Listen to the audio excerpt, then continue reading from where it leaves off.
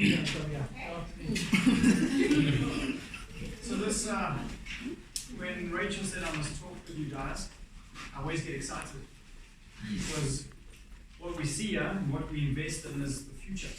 This is like you were saying. I've got to take the stage and I've got to make it powerful.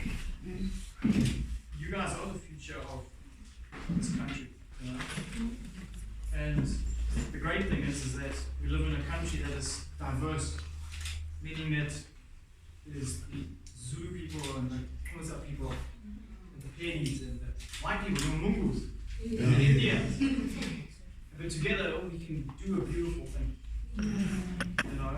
And I know that this is a second language for you.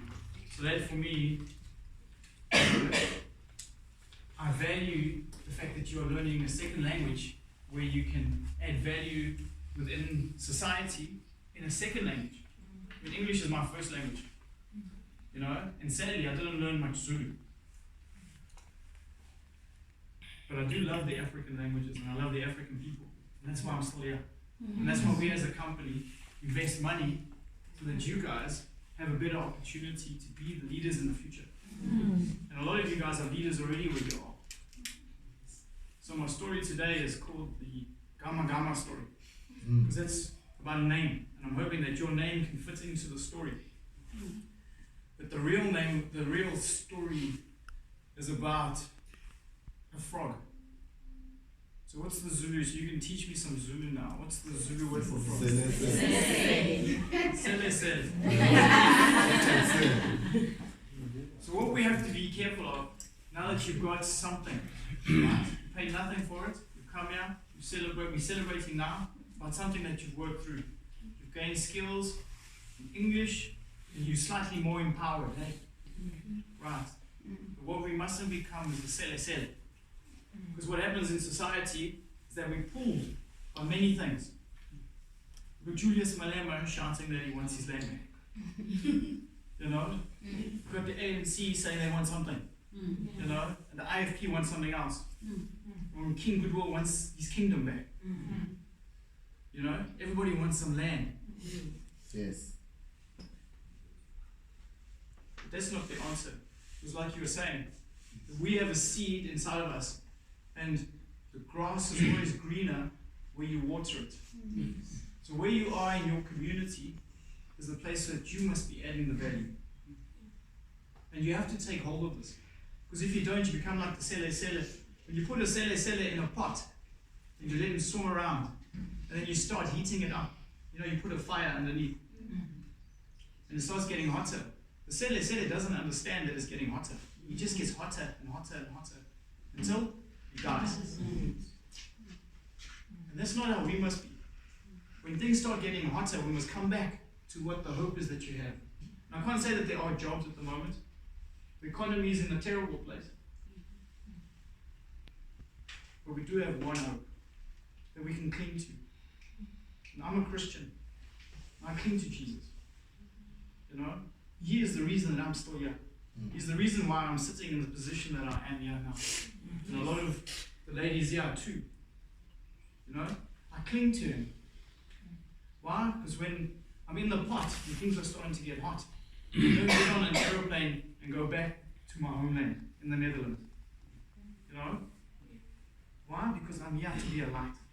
And each one of you have touched and felt other Christian people who believe in this country. You know? On my Instagram account, every time I send a message on my Instagram account is about Africa we can. Why? Because I believe in the African people.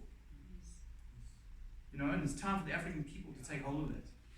We are all equal in God's eyes. You know? Jesus died for you just as much as he died for me. And he has a plan for you just as much as he has a plan for me. So we have to take hold of that. And now you have some power, you have some English skills. You know? So you mustn't feel intimidated when people come to you. Because that's one of the biggest things. When people, like a Nungu comes to you, you feel intimidated. When an African person, I was now in the boat, some of the African people, they are intimidated. Oh, hey? And it's because we don't understand each other.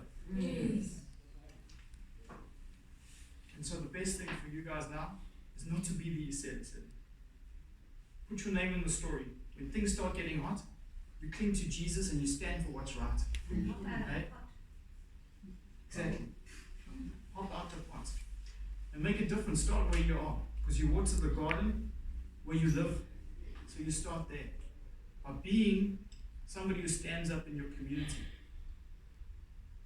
Stand up for women's rights. It's a good place. What about the children? Education first. Go to church on Sundays. And if he really grabs you, when you cling into Jesus, suddenly everything will be more than just a 1 hour on Sunday. Well, I know that the African church is like 5 hours on Sunday. More than 5 hours on Sunday. Yeah. The whole week, it's every day, it's every minute. Yes. He grasps you. Okay? People go, wow, this seems there. Mabongi, wow man, what's up with those people?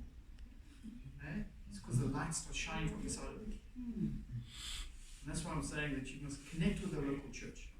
A good one that believes in the Bible, filled with the Holy Spirit. Okay? So that he can empower you with now a bit of skill that you've got. He's given you everything that you need to be a success. But you've got to take hold of it.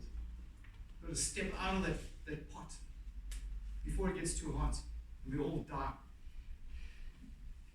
It's up to us to make a difference. And I think if every one of us goes into our communities, and the church is a massive vehicle. It just needs some direction, And if we're part of that to be going, we're standing up for what is right. But focus on the right things. We love the Lord our God and we love each other like we love ourselves. Then we can change this country. Everything will follow. The jobs will follow. We'll have some more shisanyamas.